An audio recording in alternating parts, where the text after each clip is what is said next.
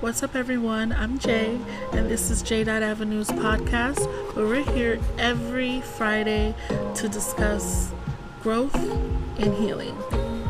So let's get into it. Last week we discussed inner child versus relationships and friendships, how our parents and our childhood affects who we are today. This week we're going to talk about self-discovery and self-love, particularly the ugly truths about it. How do we overcome them and move forward in our healing journey? So stay tuned and we'll get into it. Self-love and self-discovery. This is when you kind of have that inner dialogue with yourself and you kind of analyze yourself on a deeper level. Now, self-discovery and self-love can be used in situations where you're experiencing a breakup or a divorce. Maybe you have a broken friendship. In those moments when you fear loneliness, in those moments when you have your bouts of depression, you're facing failures, you're going through your spiritual awakening process.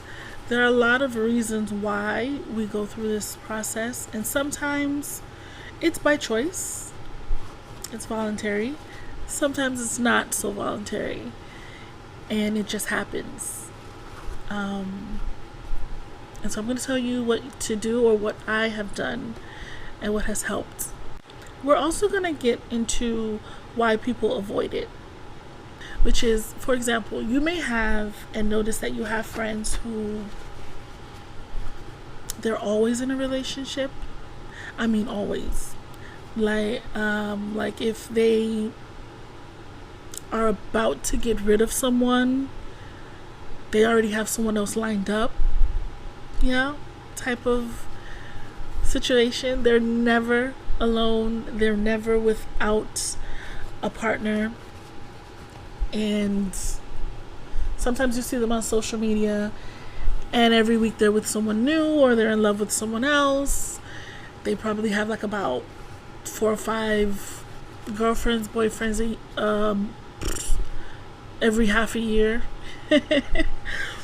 There's always a new flavor of the month with them. And it's not to say like you're judging, but this is just facts. That's just what it is. Because as their friend, you're keeping tabs and you're, But I think it goes deeper than that. Because let's think about it. Why are you so afraid of being alone that you can't even heal from a breakup before you enter a new one? What is the fear there? And I had this conversation with my son, who you guys may or may not know. I call him Kid Genius. I never use his government name for privacy reasons, but he's Kid Genius. And I had this conversation with him and we were talking about it in depth, which inspired me to do this episode. And one of the things that I had to realize over the years with dealing with certain friends, and people who weren't friends but just associates that I noticed had the same fear of loneliness, always in a relationship, always claiming someone new on social media, doing the most. And that's a beautiful thing. It's just that it was always a new person every time you turn the corner. And I had to realize, why are they afraid of being alone? And in reality, my premise is that a lot of people are afraid to be alone because they just realize that they're not all they're cracked up to be. And that's one of the ugly truths that I know people are gonna get all in their feelings about, but I've seen it. All of them have the same thing in common. They don't like themselves. Or they're self-proclaimed difficult people.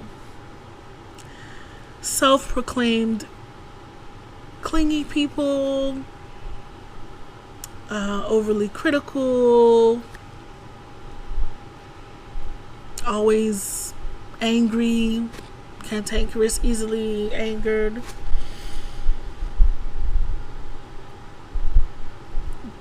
So there's something about them that they don't like about themselves, and they recognize it's very difficult for others to deal with. It doesn't have to be anything outrageously horrible. It could just be that they are not attentive, emotionally unavailable, maybe not emotionally expressive. They're extremely busy all the time. Maybe they are more focused on chasing the bag. So those things can also make it difficult to sustain a healthy relationship, especially if you're not tending to the needs of the other person. And by being this difficult person or partner, you recognize that. You recognize that, damn, none of these relationships seem to work. What role have I played? And a lot of people tend to dial it back and shut down when they get to that point, because no one wants to analyze themselves, especially calling out their faults. And so this is something that people tend to avoid. But yes, in analyzing the commonality between a lot of people that I knew who were like this, there were just a lot of parts of them that were just sucky. It's not a nice word, but it is what it is. A lot of parts of yourself that you don't want to admit that sucks, that you really just should fix and work on, but you're probably not ready yet. And sometimes our flaws are what help gratify us. If we're being real, those who are emotionally unavailable, always chasing the bag, it's a gratifying feeling to know that, hey, I'm financially secure and I have enough money to do whatever I want and get whatever I want. But there's more to life and to love, but I'm not ready to admit to that yet.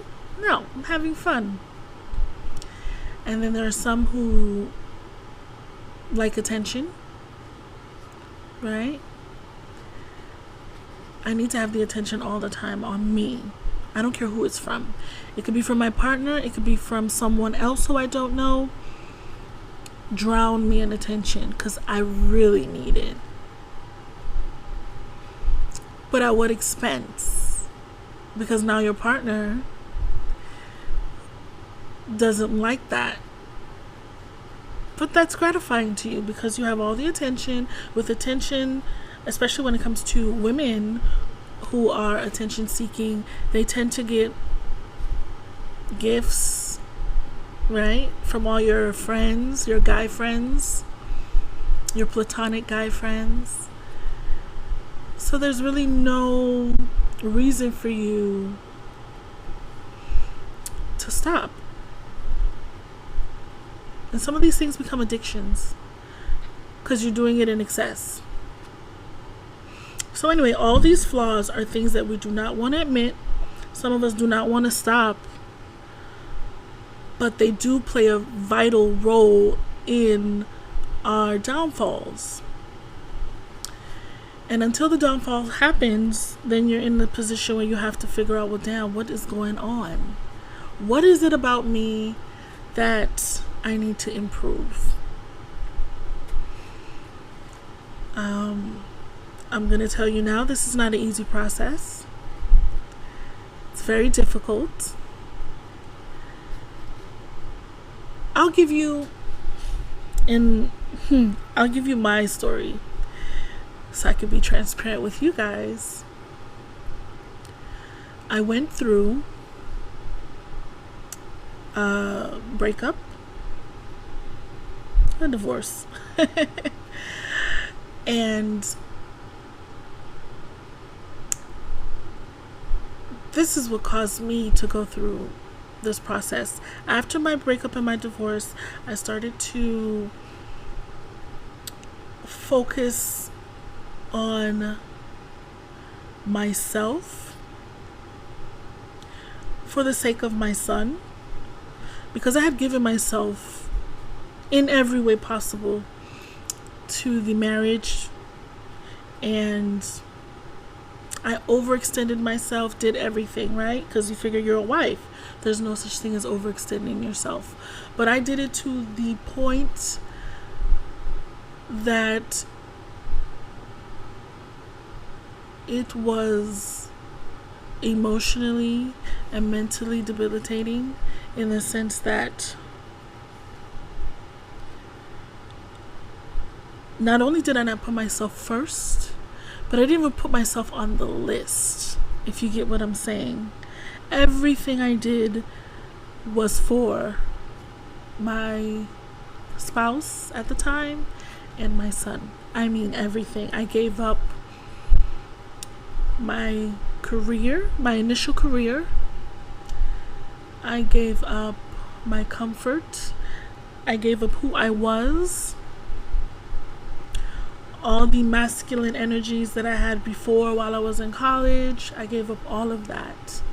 My persistence, everything, because I just couldn't put myself as a person of importance at all. So, I gave up friendships, family, and when I say family, I mean outside of my marital family. I gave up family. I gave up anything that had to do with myself. I literally was just there to build up, support my husband and my son.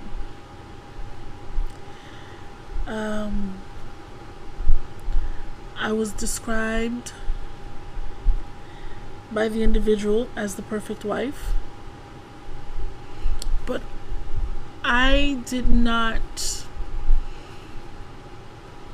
get much returned. So I got the short end of the stick, of course. And it sucks, because then you stop acknowledging parts of yourself that make life worth living. I say that because, and I don't want to get off too much on a tangent, but in college, right? For example, I was very persistent, very focused individual. I was the poster child for like the independent woman. I was doing minor, a major, advanced classes. Since middle school, I was always an extremely studious person, always the top in the head of the game academically. I poured everything into academics because that's all that mattered in the household. I put everything into my career, the beginning of it,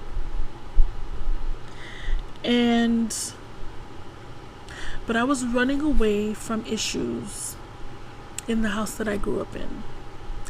And I found someone who I could tolerate for an extended period of time, who made me laugh and made me escape the negative things that went on for me as a child.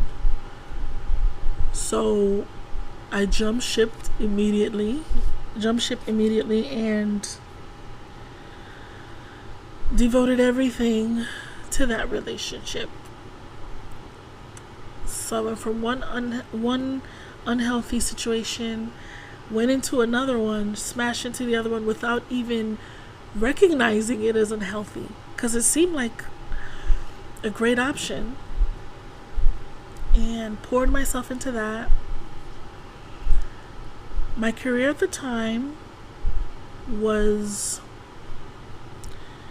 communications and broadcast, specifically advertisement as well. And I had gotten a great opportunity with one of the most famous companies out now. They were on the rise back then.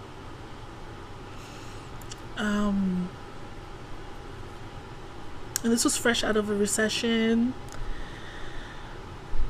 And the recession caused me to lose the internship that I was working at. Completed it, but when they were supposed to give us the positions, the recession hit, is what I mean. So there was another company that was on the rise, that was one of our clients, who was one of the number one companies that we use every day. I got an opportunity to work with them. It was out of state.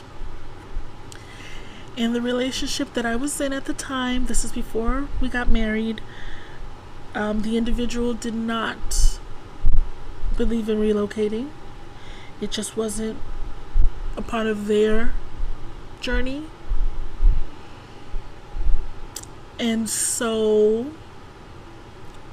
I just declined the offer, gave up that career, and just decided to be there for them and try to fit my goals into staying in state, which was much more difficult because the market at the time was not it. And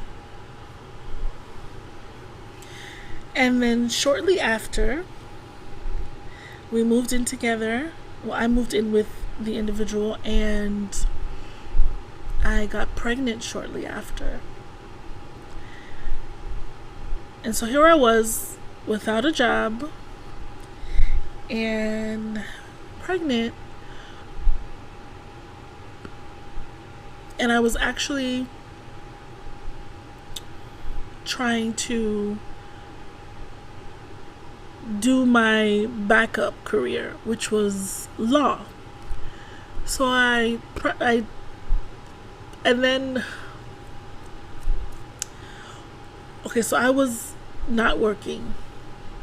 Because of that, I tried to do something very quick, like a quick fix, which was to get certified as a teacher, because that was something that was easy for me. I got the certification for middle school, secondary education, and at the same time I was studying for my LSATs, because that was my backup career, because I had always wanted to be a lawyer.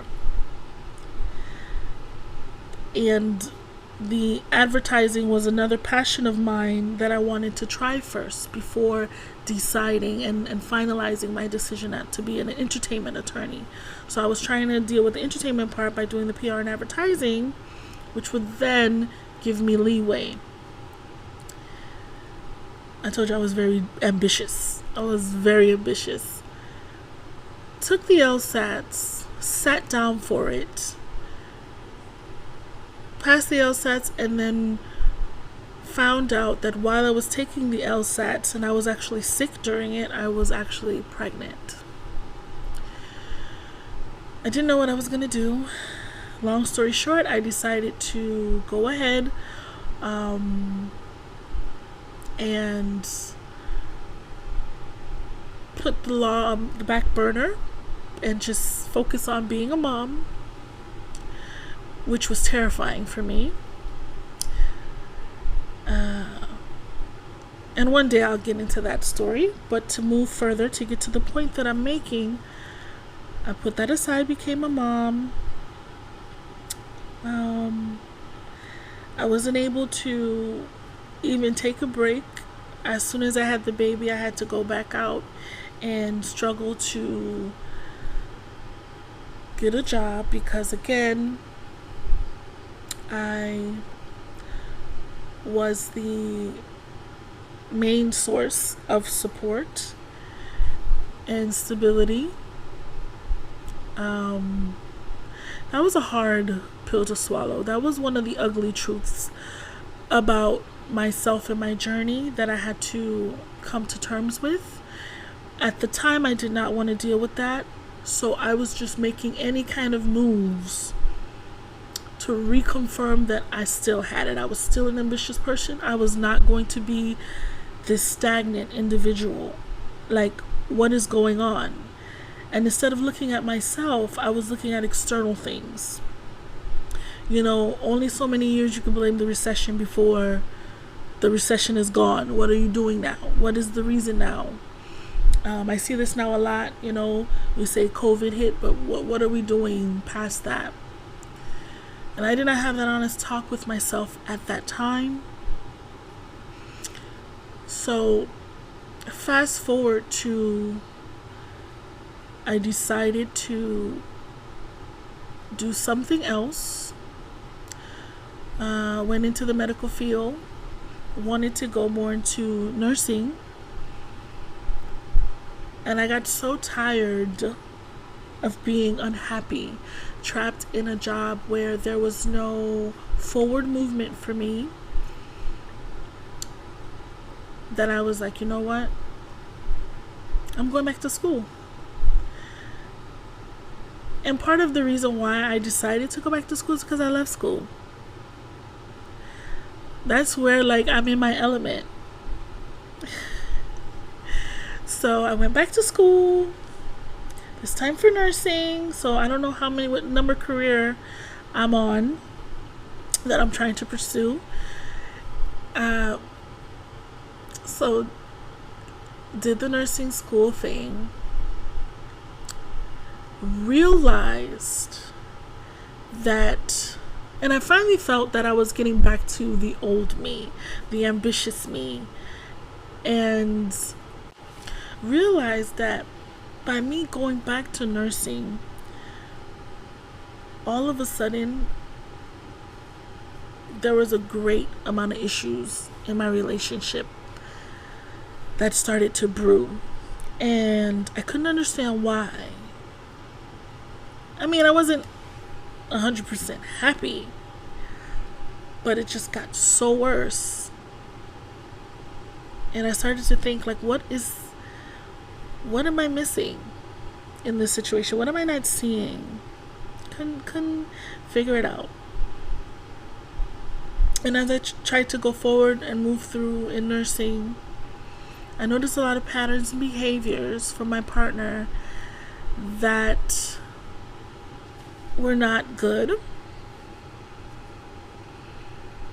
I won't go into depth because, that individual is not able to defend themselves. I can only speak for what I did and take accountability for anything that I did. I will just say that there are a lot of behaviors and actions that weren't healthy and that you would expect from an enemy. And I couldn't figure out why. But then I realized it was when I started to slowly focus on myself and have more drive that the issues came about. When I wasn't doing anything but taking care of my husband and my son, everything was fine and dandy. But when it came time for me to start to feel like myself again, start to focus on my education, focus on trying to be a better person, it was a problem. And I thought maybe first it was maybe I'm not giving them that much attention. But no, because they were busy doing something else. So then it makes sense.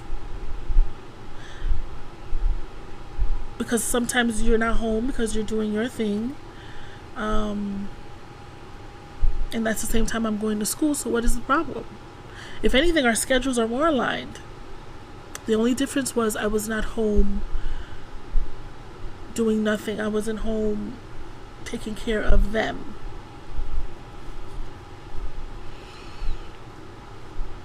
And it was okay to get a job, but the job could not be that. The job had to be something that was basic, very routine, where there was no advancement. But as soon as you start getting promotions, being advanced, going back to school, actually succeeding in getting in the program, actually doing great the first semester, is when the problems came. So much so that the individual decided to sabotage and did a series of things that attributed it to me having to retake certain courses, and it just held me back. They did certain things that delayed my progress with school and set me back a semester. And when I went to reapply for the semester, COVID hit, and we were told that it would not be a year until we were able to try again. So that was the final straw for me, because that was something that was very important to not only myself but to us as a family unit. And this individual did not hold up the end of their bargain because they weren't really working, barely working. So I felt like it was so silly. And it became clear that even individuals who live with you, even individuals who are supposed to be your closest ally, a lot of times you don't know, you could be sleeping with the enemy, you could be sleeping with someone who really does not want the best for you, that is actually jealous of you, and they're okay once you're not doing better than them. This forced me to go through a spiritual awakening. After deciding that I was going to end the marriage, starting the awakening process was the beginning of my self-discovery and self-love phase. My confirmation that this was what I was supposed to do was when I started it, and I immediately felt at peace. I'm not even lying. People who've been through it understand what I'm saying. Once you do that, you remove the poison and the negativity from your life. It's a sense of relief that is undescribable. And then you're forced to continue to go on this awakening journey, because now you have to find out, who am I? Which part of me did I lose in the process? What parts of me do I not see anymore that were there before this relationship, or before a lot of the relationships that I was in? This just happened to be one of the first serious ones.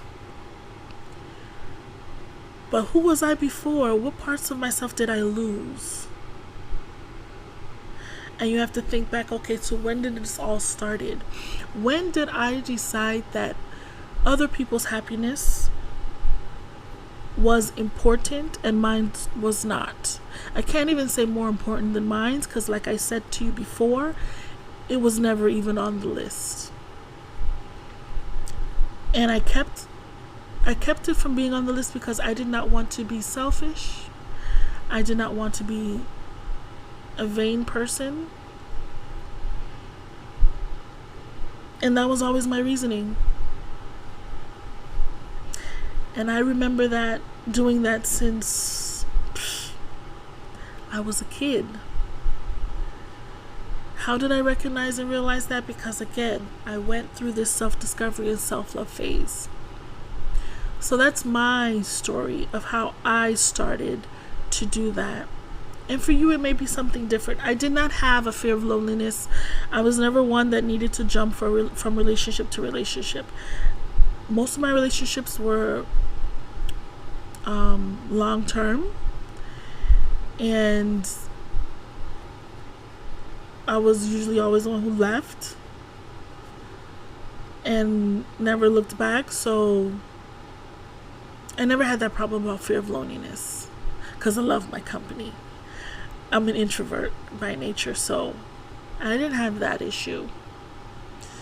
But this relationship in particular, this marriage, did take everything from me. And it put me so low that I had no other choice. When you're that low, you have no other choice but to get up. There's nothing lower. It's sad, but it helped. That's what really forced me to do this. If it wasn't for that, I'd probably be walking around unaware of who I was.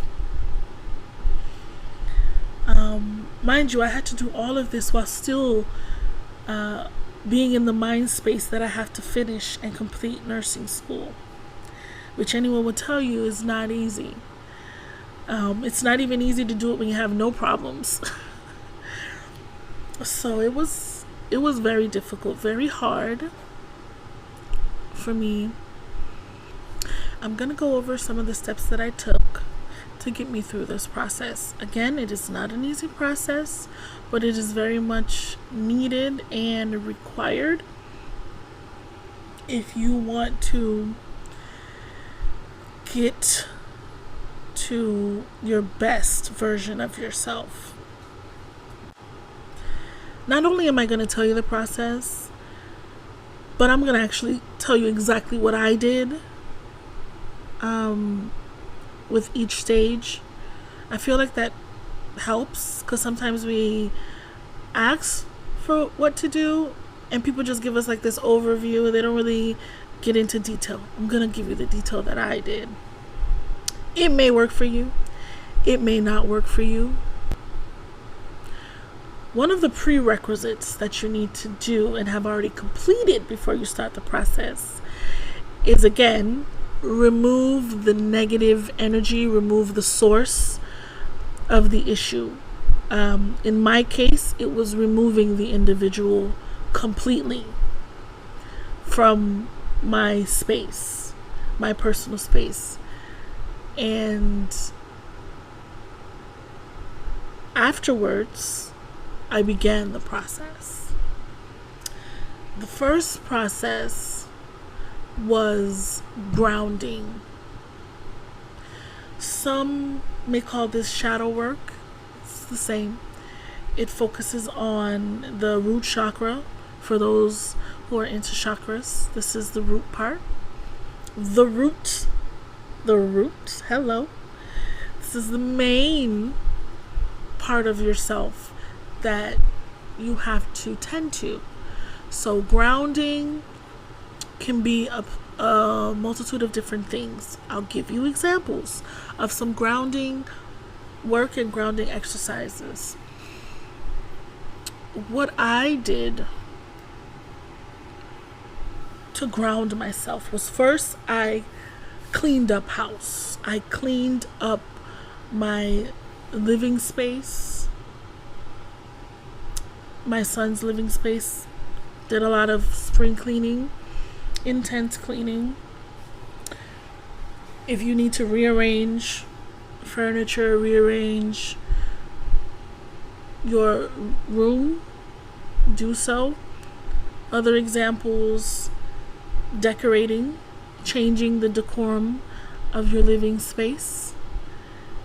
I also cleared out my space using Florida water. I saged a lot throughout the household and got rid of a lot of things that were tied to that relationship, as far as like gifts and things like that. And that was one thing that I did. Another part that I did, I actually did a lot of shadow work, which was journaling for me. I love writing, so it fit. I would journal every day. And not only am I gonna, I have my journal here. And I'm gonna actually give you the questions. Oh, look, the first page. I'll show you guys. This is my page. I don't know if you could see it. The camera lighting is crazy. I don't want you to read all my business, but anyway, take my word for it. The title is Shadow Work, and I have some questions.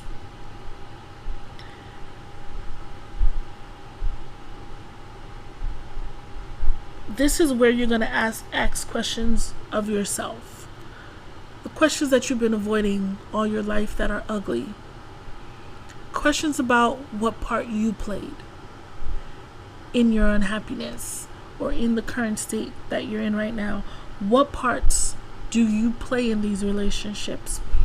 What could you do better? What are you not doing? How are you hurting yourself in these relationships?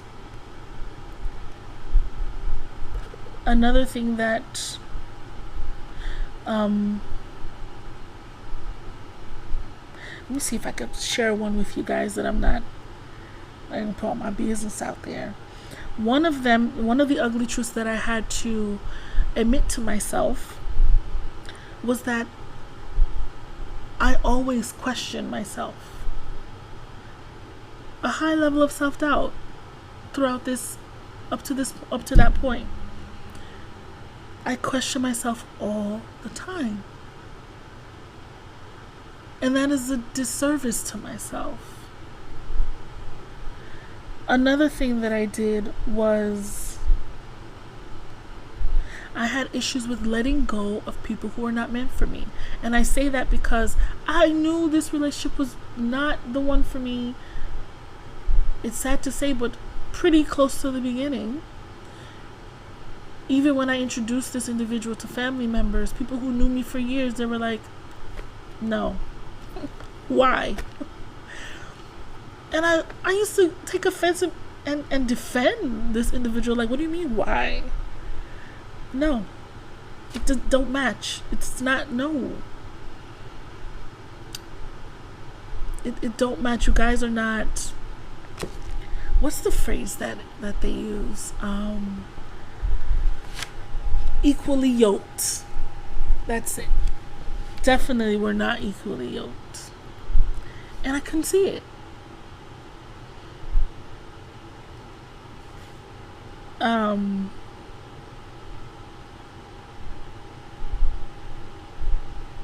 Another thing that was my issue is that I like to rush things. I'm very impatient. I'm patient now, but I was a very impatient person. And that part of me was before the relationship. That was an ugly truth about myself that came from years before that. Me as a child, always impatient, always rushing to hurry up and accomplish whatever goal, always trying to work good under pressure. That's the excuse I gave myself. Oh, I work good under pressure. But really, it was me being impatient. And I had to admit that about myself. So that was still an ugly truth that played out throughout the spiritual journey, because again, I'm embarking on something new. I just want to hurry up and feel good again. I was still an impatient person. that was a flaw of mine. And so just write down things that you recognize now, that you did that contributed to where your unhappiness.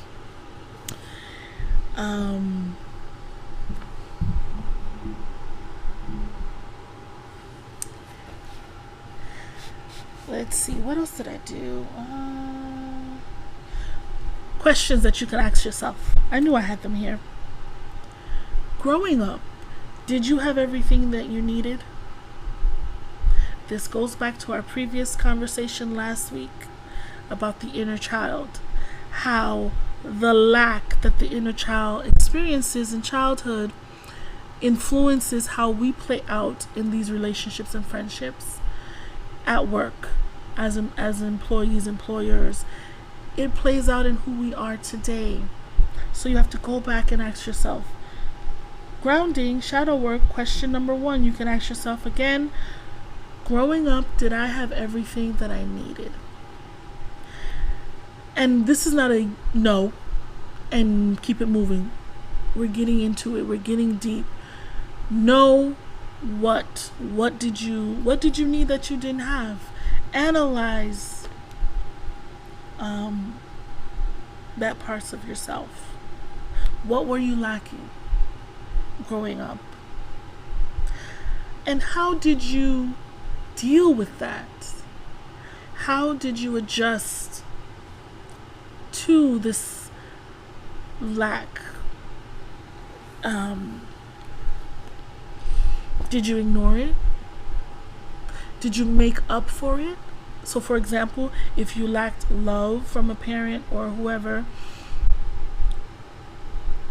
did you make excuses? If you lacked leadership and discipline and structure, as a result, were you the responsible individual in the household? Were you forced as a child to be the responsible person? So now you have to parent your parents. We see that a lot too, where a lot of children are forced to be the caretaker because they're the oldest sibling, but they're only like 8. So now they become the responsible person and the number 1 caretaker. As a child who was never parented or loved to begin with, now I am forced to be a caretaker of someone else younger than me, my younger siblings. And I don't even know what I'm doing. My mother doesn't even know what she's doing. My father doesn't know what he's doing. But I have to figure it out on my own as an 8-year-old. Waking up kids, taking them to school, walking them to their classroom before I go to mine. You lose a piece of your childhood by doing that. So did you grow up with everything you needed? And why? What did you do to make up for that? And how does that show up now? How do you make sure that now you have everything you needed? Maybe you didn't have love growing up, so now you make sure that you have money, because money will always make me happy. Have you replaced or substituted that need for something else? Interesting. Another question you can ask yourself, did you move around a lot? Did you have one household, one place that you called home, or do you have numerous? Did you always move all over the place? No consistency. Did you move around a lot? Why? Could be military reasons, or it could just be you maybe had an unstable family dynamic. Be honest with yourself and really figure out why. And what does that say about you? Was your opinion important in the decision to move? Probably not if you were a child, right? If dad had to go do something, hey, if dad has to go to the military and we have to go to this base, no one else has a choice. We got to move. How did that play into your life? And if it is your father or your mother who determined this decision, how do you view that person? Are they overbearing? Controlling? Analyze that part. Another question, were you allowed to have things that you needed? If you needed something and you went to your parents, did you get it? Were you even allowed to have it? Or was it like, oh, you don't need that? No. You don't need that. And the reason why you didn't get it, was it because you didn't have it? Right? Or was it because they just didn't want to give it to you? Because maybe you noticed that they didn't give you what you needed, but they bought themselves something that they wanted, not needed. If you get what I'm saying? I don't want to make this all about me, because these are exercises that can help you figure this out for yourself. Did you ever fear for your safety? Safety is a big one. Did you ever feel safe throughout your childhood? Analyze the times that you did not feel safe. Analyze when you did feel safe and who you were with. Maybe I felt safe at grandma's house, but not mom's house. Maybe I felt safe at school, but I didn't feel safe at home. So I love school. Why? That's probably why. Maybe you felt safe at church. Maybe you didn't feel safe at church. Analyze why. And how has this issue of safety affected your childhood? Maybe you're paranoid now as an adult. Maybe you're paranoid when you're home. Maybe you choose to not even go to church because something happened to you. How has it affected your adulthood? Talk about a time you were afraid and felt powerless. That's another issue to address. When have you felt powerless? Explain the situation in detail, the specific time. Talk about a time when you were brave and fearless. So you're getting to know yourself. Not just the negatives, but the positive. Talk about a time when you were brave and fearless. Another question. Was there a lot of pressure on you to be perfect?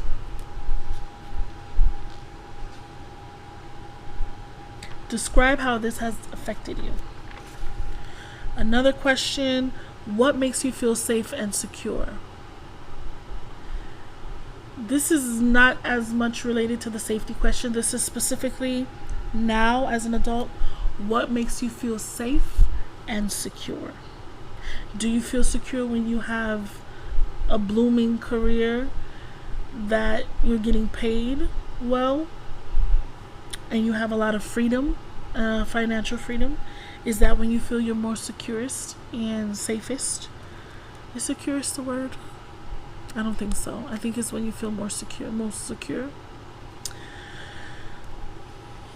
I didn't plan this talk.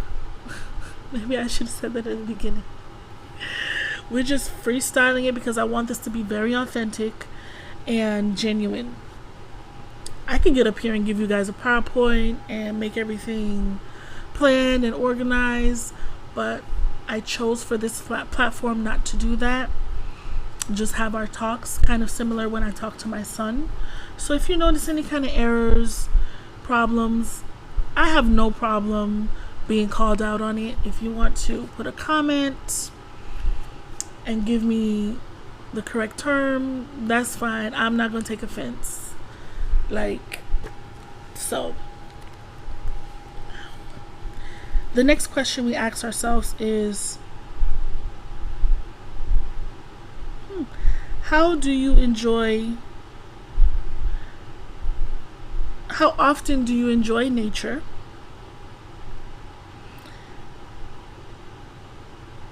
And how often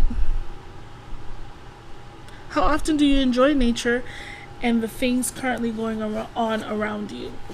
So for me, I'm barely out in nature. But that's because I don't like to be hot and I don't like the sun. I love the sun, but I don't like how it feels in Florida, you know? It's a little extra over here. So, and it has a lot of nerve in these parts. So I try to avoid going to hot places, which is everywhere, as much as I can. However, part of this process, I also went outside, and I'm not gonna go in the woods, but I went outside in my front lawn, and one of the exercises I do is that I walk on my front lawn barefooted. I go by the plants and I water them. Everything I do in the front lawn, I do it barefooted. Part of grounding. One of the healing exercises of grounding is having your feet touch nature in some way. So you may not want to walk in your front lawn. You may not have a front lawn. No judgment. It may not be safe to walk on your front lawn. You may have a lot of like dog feces on your front lawn. So this may not be the exercise for you, but you can substitute it and do something similar. You work with what you have. You may want to just walk barefooted on the beach. That's part of grounding because your feet is touching nature.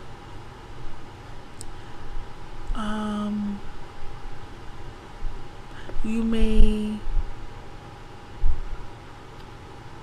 want to just find a place where you can walk barefooted, whether it's for 60 seconds or 30 minutes. There's really no set time. It's catered to you, what you feel comfortable doing. Some other grounding exercises. I also saged parts of my body that aligns with the chakras. So this is the root chakra we're talking about. You can sage that area. Go online and just type root chakra. It will show you the part of the body where the root chakra is situated, and you can just sage that area, cleanse it, and as you're saging it, you can say remove any negative energy from this space. Make sure you have a window open and a door open, one or the other, because has to be a way for the negative energy to get out. After you do your grounding work and your shadow work, you need to then do things that make you feel good, that are healthy. But do things that make you feel good, that are healthy for you, and that will go with self-care. People always say self-care, but they don't tell you specifically what you can do. What I did, I love candles. I literally was gifted a lot of candles by a friend, and different fragrances, and I lit those babies every day.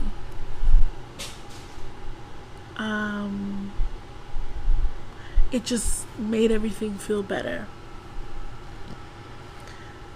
I also gave myself pedicures. I have the pedicure foot massager machine thing. I used that and gave myself a pedicure. Also did my nails myself. Just took my time. Watched some of my old school classics for comedic relief, and the rom-coms. I did that. I went out for brunch, sometimes with friends. However, and when I say friends, I mean like my close family. So, like my grandmother I went with, my son. I tried to steer away from external groups because I was trying to learn and be close to myself, learn more about who I was. So part of that was removing the clutter, removing the distractions and the outside noise. So I just made sure that I stayed close to close family and close friends. And I just did things that I liked. I wasn't doing what my husband liked. I wasn't doing what my son liked. I was doing what I liked. I also had to learn to write down, not learn, but one of the things I did was write down my titles. And then I wrote down who I was without those titles. So I was no longer referring to myself as a mother, a wife, a daughter, a sister, an aunt, a granddaughter. No. I was no longer defining myself using these titles. I wanted to know who I was without those things.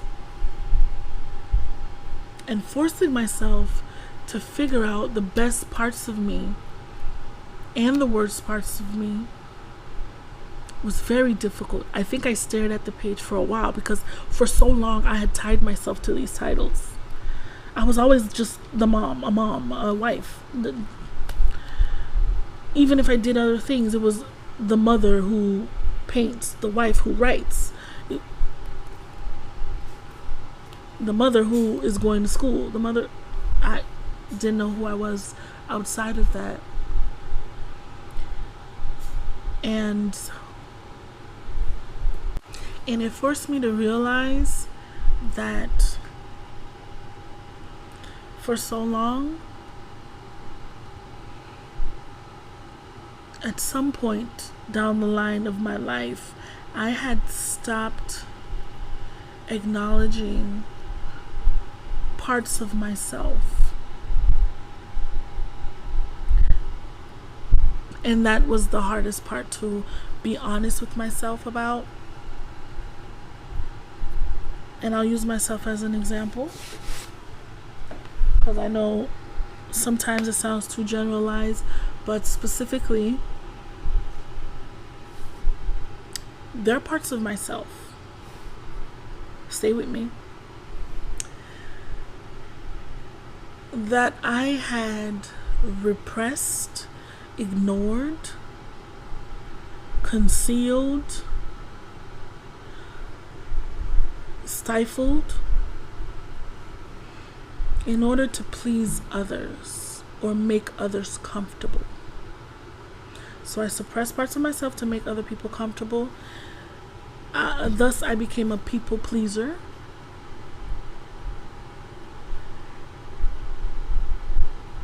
And I always thought people pleasers did things that were so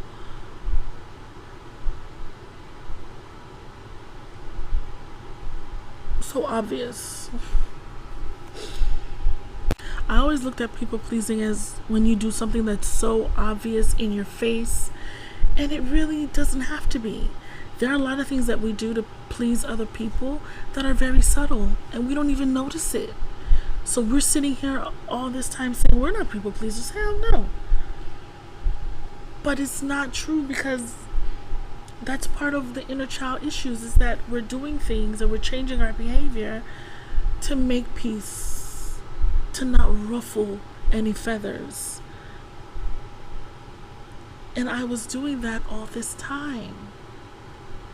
So it's me becoming reacquainted with who I truly am by allowing myself to express those parts of me that maybe lead to confrontation or maybe make some people uncomfortable, and being okay with that. And not automatically taking on the blame that I'm the problem. No, it's okay.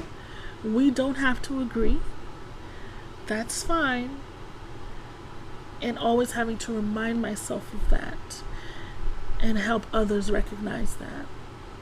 Because for so long, a lot of things that I did comes off as agreeable,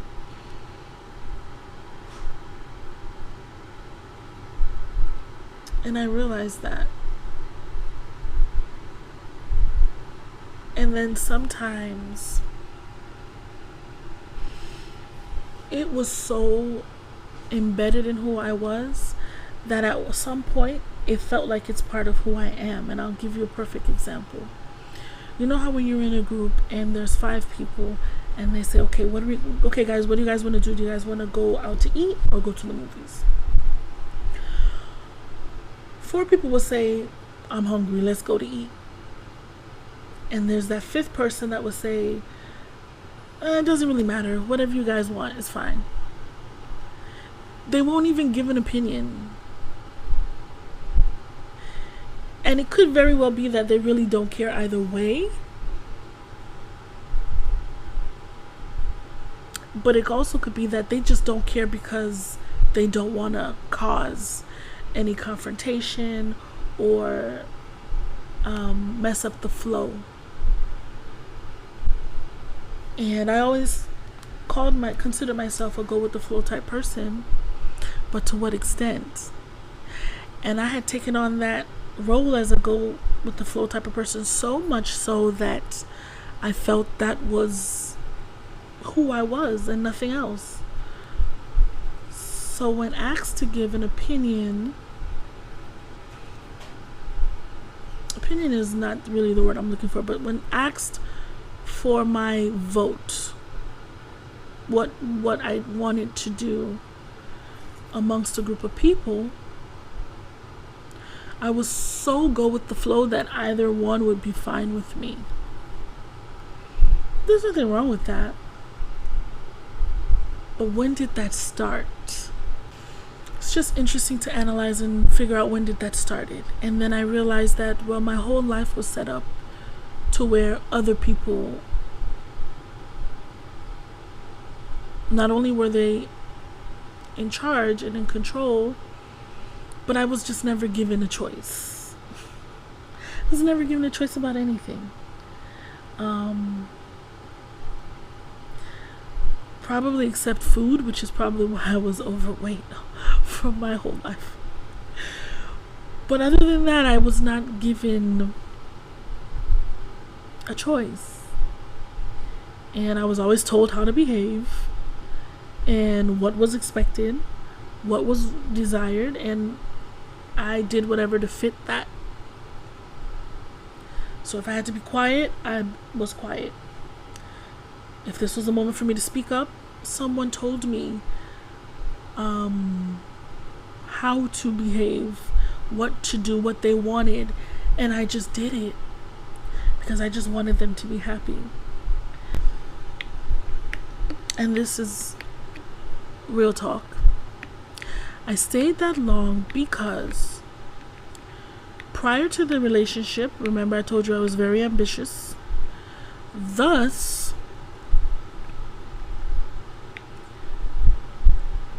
I knew what I wanted, and thus I was quick to leave and exit situations very fast. Up to that point, being with someone, if there was a little hint of discomfort, doubt, if I was suspicious about anything in any way, I hauled it. I'm trying to keep it PG-13, so I left.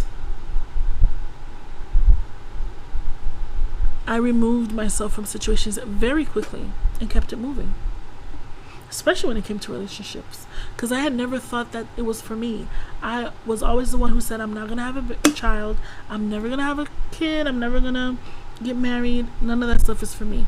I'm just gonna focus on my career, get this money, be an entrepreneur, CEO, a head entertainment attorney, have my own company, my own firm, represent corporations, and that was my goal in life and my dream. Never considered even having children.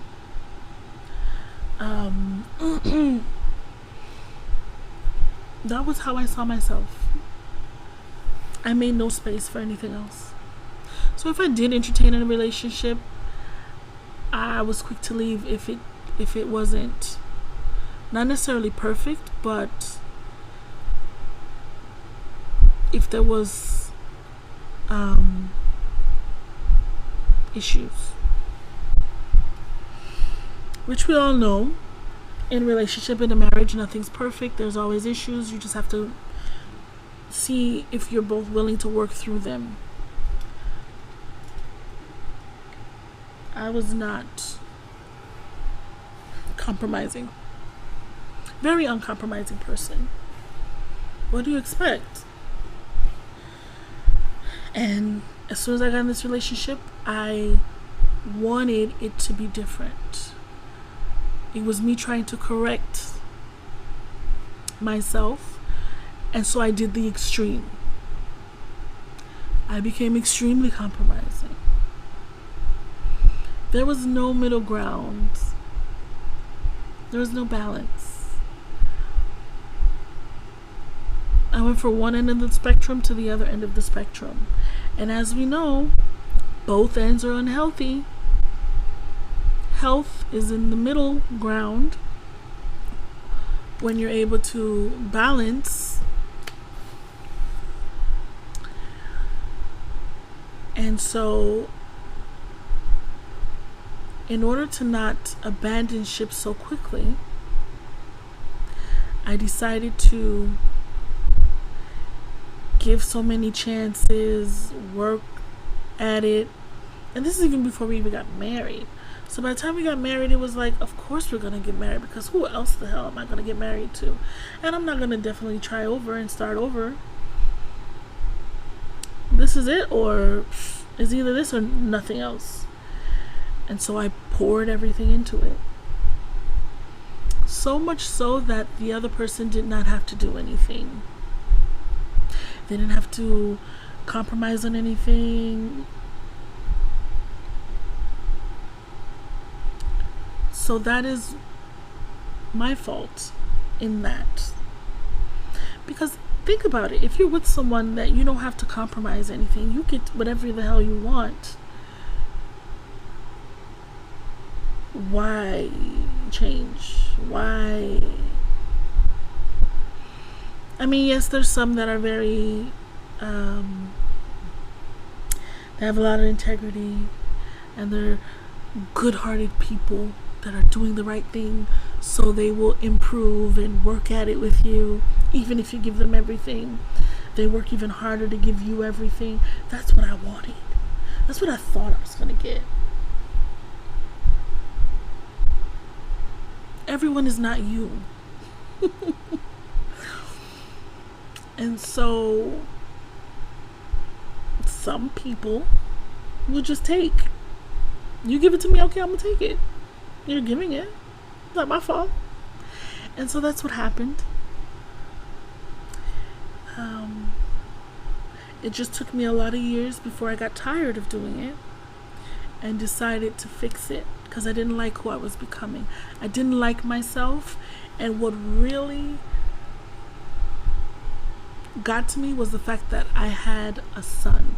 I had a child who I was responsible for, and I refused to put him through a traumatic childhood, or a childhood where he was without. I knew what that felt like, and I did not want him to go through that. And that's really what woke me up. That's really what woke me up. Because even my son, a couple of years before I decided to start the divorce process, he's who made me realize it. He literally looked at me. He was probably about 6 years old. And he looked at me. He was like, "Mommy, why are you with Daddy? I don't understand." I was just like, what you talking about?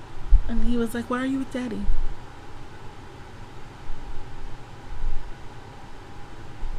You do everything for Daddy. You give him this, you do this. You know his favorite color.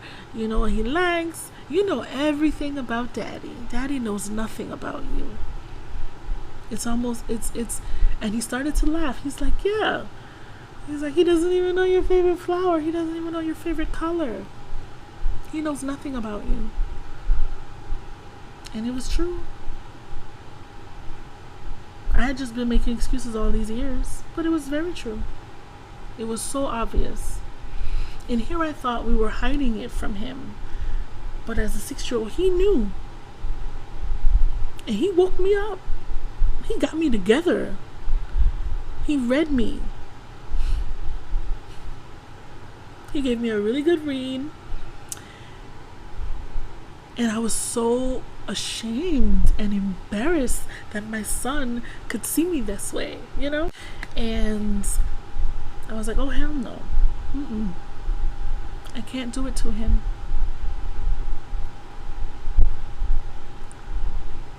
And that's what made me decide to move forward. Henceforth, start my grounding process, my shadow work, do some self-care. I also change my hair all the time.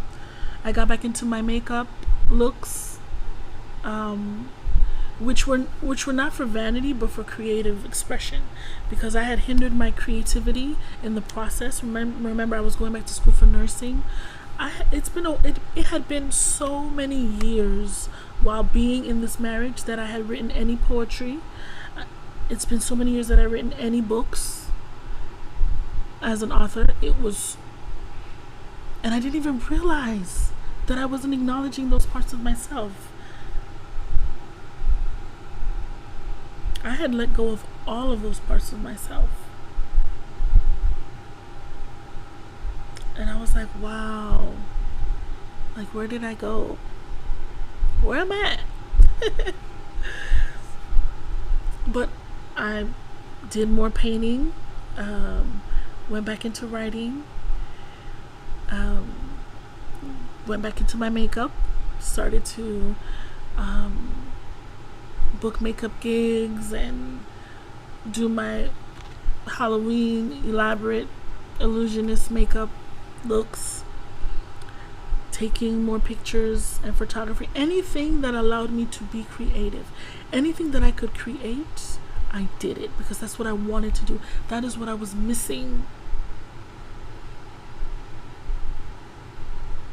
Another thing that helped was having my daily talks with my son to try and fix, rectify certain things I didn't want him to take on, certain lessons I wanted him to learn. So I was doing some service recovery on that, because I knew that I did not bring him up seeing his parents in love. So I was trying to do damage control by introducing, okay, this is another side of what love can look like, because I failed you in that regard. And so this is why I'm on this journey, to be a better me, and allowing him to see me make mistakes, acknowledge them, and fix them was very liberating, because I felt like I was doing the right thing. A lot of times we tell our kids things, but they're watching us play it out. And I don't want him to think that, oh, mommy has it all together, she knows how to do everything. No, I want you to see that I messed up, and this is what led me to being in the space I'm in now. I messed up. This was the consequence. I'm acknowledging it, but I'm fixing it. This is how I'm fixing it. And now I'm happy and better than ever. And he can witness and see that firsthand. So when he gets older and he experiences something negative in his life, he's not flying off the rails and taking it hard. He can actually say, hey, look, I can pick myself up from this. I've seen it. It's possible. That is very important. So discovering that part of myself was an amazing experience. So the teacher in me can give that to my son. And I can actually be more present, because now I wasn't focused on a husband anymore, but I could just focus on him, my son. And that's really all I did. And I was also patient with myself. So I learned how to be patient. I did a lot of meditation. I did yoga. It was not consistent. I'm going to be real with you guys, because I don't really like physical activity. I'm a big girl. But I did a few instances of yoga stretches, and it counts. But I did meditation. Again, I'm still perfecting that.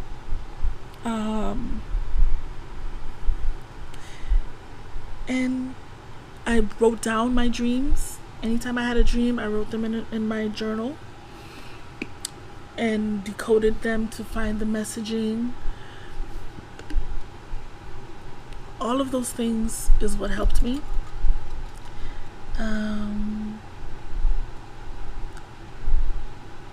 I did a lot of spiritual cleansing in the shower, where I would take a bath. You can use moon water, you can use alkaline water, spring water, Florida water, whatever is a part of your faith, whatever is a part of your comfort.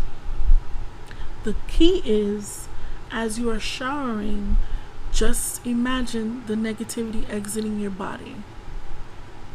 You know, that dirt that we see? Imagine that as the negativity.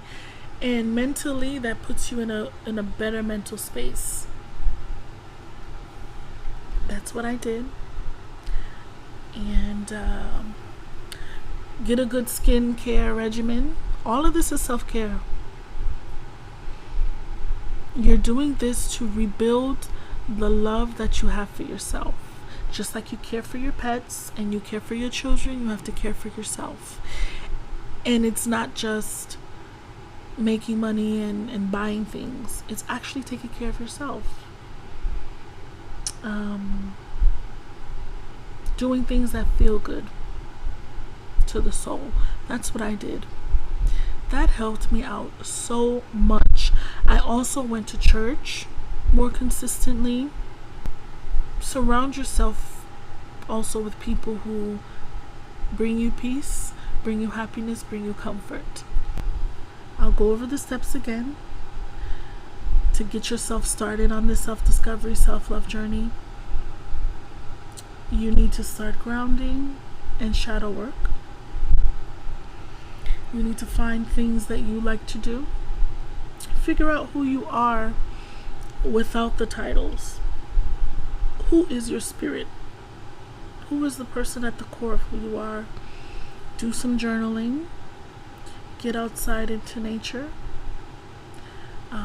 Do some spring cleaning. We have to remove and cleanse out all that old all that old energy and our old habits. For now, though, in the meantime, if you haven't already, you can visit Amazon.com. I'll try and leave the link in the description, and you can visit Amazon to purchase my book, one of my books. This is one that's very dear to me. They're all dear to me, but this was my very first book, and it's a collection of short stories and poems. It's called 1987. I designed the cover myself, and it's a self-published book. I formatted it and did all of, you can see it, formatted it and designed it myself. So 1987, guys. My pen name J.T. Holman, in ode to my father. So please check it out. Let me know what you think about it. It is a collection of poetry and short stories that I've been doing since I was 7 years old. And you see some of my best work. So if you haven't got that already, go ahead and get yourself a copy. I also have a book coming out soon, very, very soon. I actually completed it, and I've finally made my decision on the cover. I don't know why I was so tied up about that, and I just decided, you know what, whatever cover is there, I'm just gonna go with it. So it is going to come out very shortly, so just stay tuned for that. And in the meantime, check us out every Friday for Jdot Avenue's podcast. I hope this was helpful. I try to make it more informal, because what I don't want to do is come off as a counselor diagnosing, psychoanalyzing people. This is something that everyone goes through. Even your best counselors and psychiatrists, they themselves have people they go to deal with their issues. So don't think of it as you're being studied. This is just us talking as adults, grown people who want to do better, who want to reach our level of self-actualization and self-improvement. We want to be our best versions of ourselves, and there's nothing wrong with that. This is why this is in my personal space, my home. I'm not in an office, I'm not in a suit. This is on my downtime for that reason. Continue to leave your comments if you want to, or send a private DM to my Instagram page, which I'll have listed on the video. But yeah,